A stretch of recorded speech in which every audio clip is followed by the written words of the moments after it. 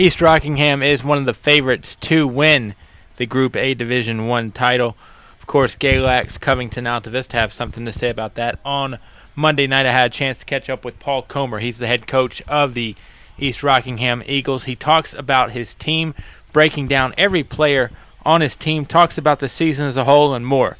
It's Paul Comer on the Sports Buffet Podcast. Pleasure to be joined by Paul Comer on the Sports Buffet Podcast. He's the head coach of the East Rockingham Eagles. The Eagles in the Final Four in the Group A Girls Division I ranks. They'll take on Galax on Thursday, bright and early, 11 a.m. Coach, first off, congratulations on getting to this point.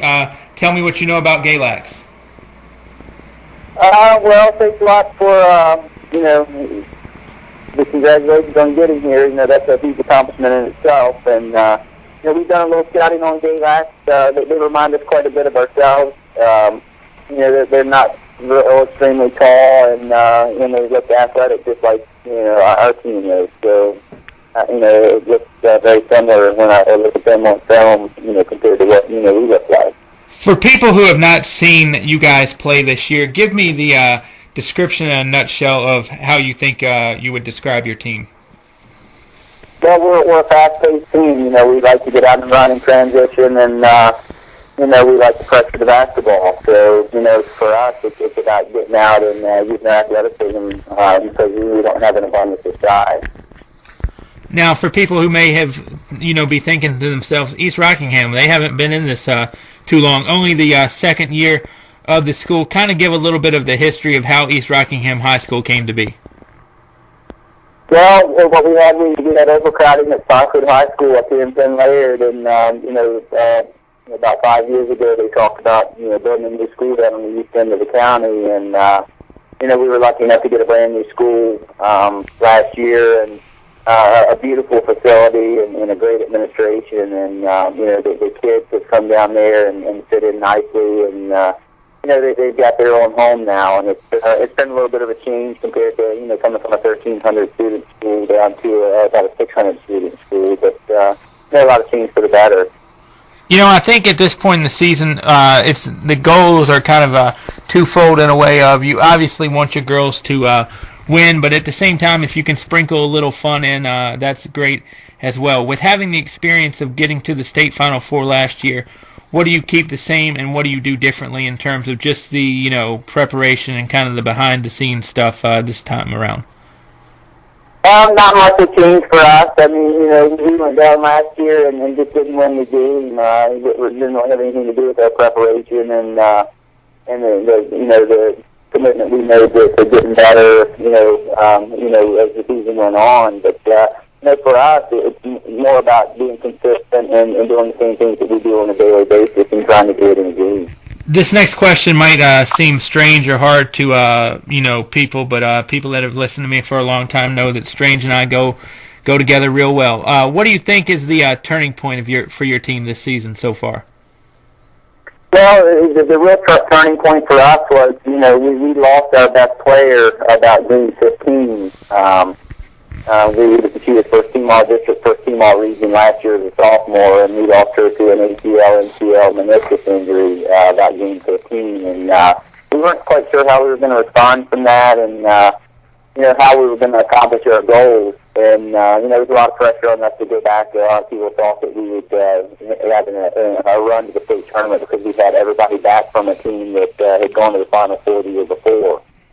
So, for us, it was really about, trying to figure out, how do we reinvent ourselves without our best player. And, we just had a multitude of kids step up and not just one person for us. So it's kind of a distributed effort for us. Let's break down the Eagles here a little bit. I'll name one of your kids. If I mispronounce the name, please feel free to correct me. And you just give your take on what they bring to your club. And we'll start with the senior number 1, Cheyenne Cash. Cheyenne is, obviously a senior for us. Second year in the program. She didn't play at Foxwood, but came down to the new school, and it gave her an opportunity to play down here. And she's a tremendous athlete, really fast kid, and and brings a lot to the table for us. She's a good shooter. She's another good ball handler we can put in the game, and a nice, solid stud for us that we can go to the bench and not feel like we've lost a whole lot. Number 2, Katie Doffelmeyer. Katie's a dynamic player. She's a defender. She's one of our better defenders. She's got really long arms, and she's capable of scoring on the offensive end as well. She's a sophomore and she starts for us. And has been, pretty much our best defender all year long. And she does a lot of things that don't show up in the stat sheet. She's a quiet player for us, but she means so much to our team. Number 3, a freshman, Madison Comer.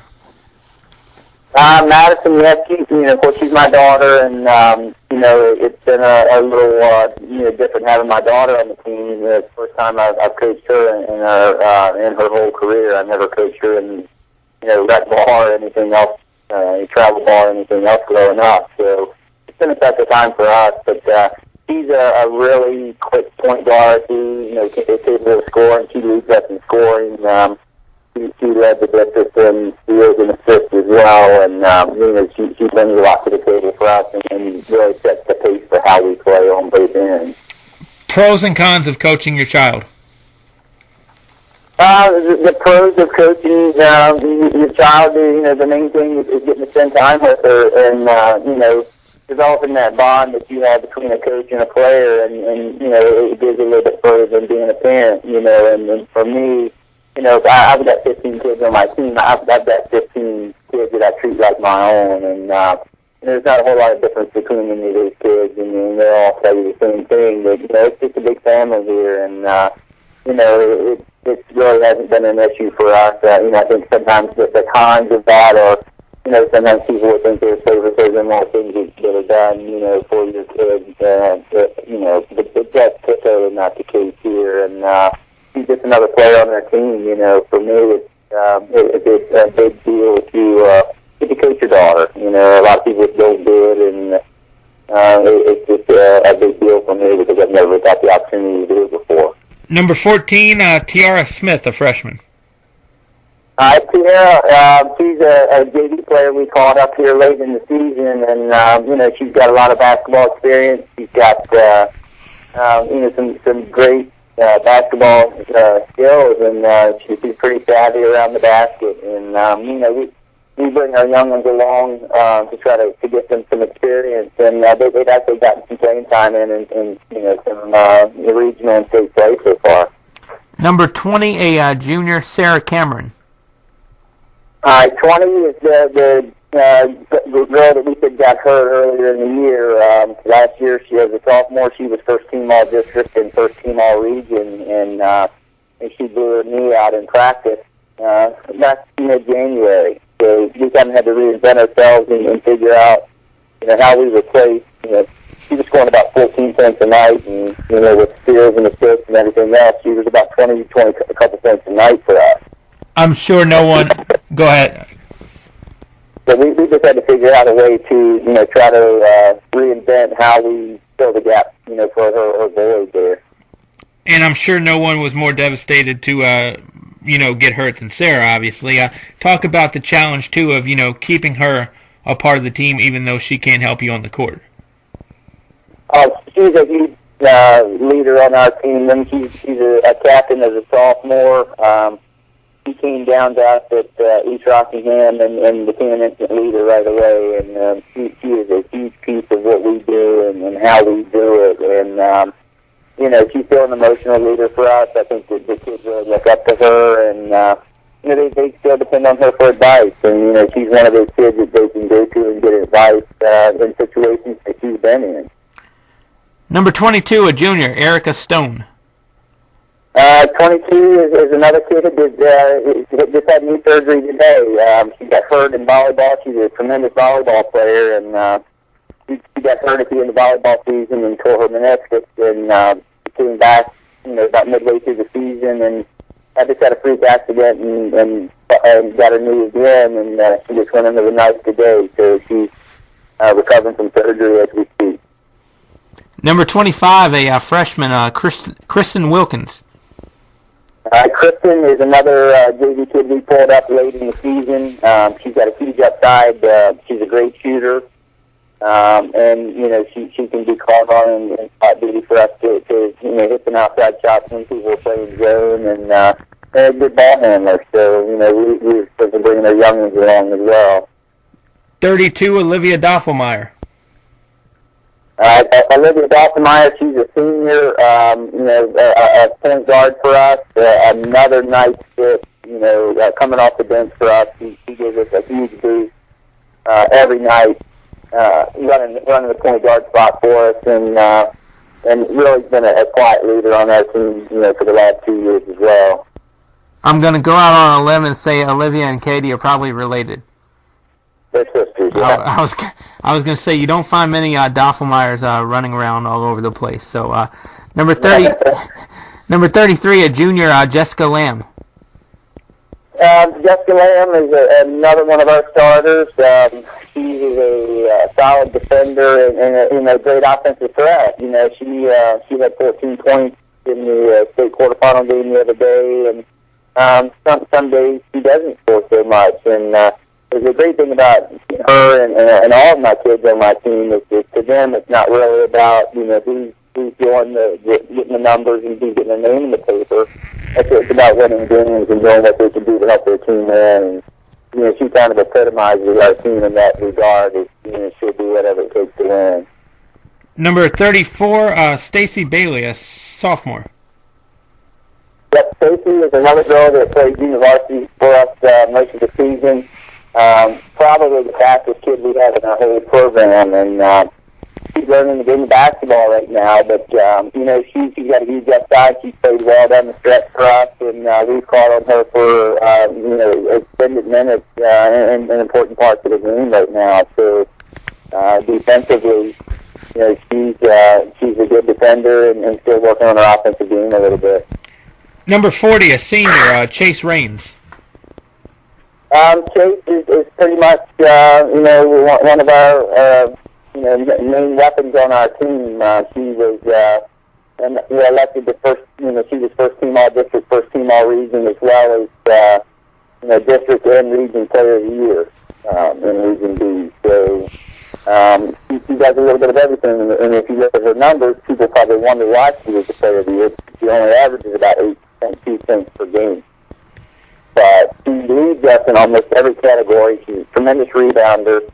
We play her out of position and have for 2 years now. And, she's really a guard playing in a post position. And, we ask a lot out of her. And, again, she's a 2-year captain along with Jessica Lamb and Sarah Cameron as well. So, we certainly get a lot of production out of Chase, and he means a lot to the team, more emotionally than physically sometimes. Number 41, a junior, Grace Props. Yes, Grace is a junior guard for us. She's a left-handed guard. She's a decent shooter, and we certainly utilize her in the game too to give us some depth off the bench. Number 43, Megan Nicholson, a junior, and I will give a personal comment. She really impressed me in that Region B final against Alta Vista.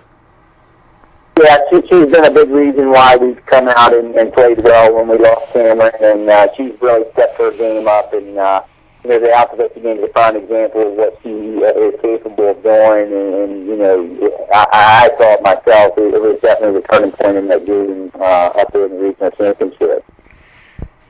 She's a tremendous rebounder, a really strong kid, and does all the dirty work. She's one of our blue-collar kids that, come in and give you what she's got, and she gets the best out of her teammates. Number 51, a sophomore, Melanie Kissling. Melanie, another sophomore forward for us. Asked her to come up and play on the varsity team this year, and I'm not sure she was quite ready for that at this point, in her career, but we had to have her because we had to have some post players, and, to me, probably one of the most improved kids in our program. Where she's come from early November to right now is leaps and bounds, and, she had 6 points in the quarterfinal game on Saturday, and she's just got a huge upside. She's a nice athletic, tall kid, and he gives us a good inside coach presence. And finally, number 55, a senior, Katie Shiflett. Yes, Katie's a senior forward. She's been with me. Her and Olivia Dolphmeyer have played for me all 5 years of their high school career. And then we joke about that sometimes. That maybe that's a good thing, maybe it's not. But just another phenomenal kid. She comes to practice every day, ready to go, and we rely on her to come in and give us some quality minutes off the bench, and just a great kid to be around. She's always positive and smiling, and it's always good to see her coming to the gym because she uplifts our spirits a lot of days. I think at this point in the season, Coach, obviously it's important to scout if you can, but at the same time, I think sometimes maybe it seems like coaches can get too worried and players can get too worried and even fans can get too worried and caught up about what the other team does. With that being said, how important is it that, you worry about your team first, other team second in a way? Yeah, we talked about that today at practice, actually. And, we were talking about, it's great to know what the other teams do. But let's do what we do, let's do what our game is and play the way we want to play. And, that's pretty much our style. We're going to go out and compete hard and play as hard as we can between the lines. And, we'll just let the chips fall where they may. We're not going to get too hung up on, what the other team's going to do. We're going to worry more about what we're trying to do, just like you said. Coach, definitely best of luck on Thursday, and hopefully for your sake it's a 2-game stay in the Richmond at the Siegel Center, and we will see you in the capital city. Okay, we look forward to seeing you.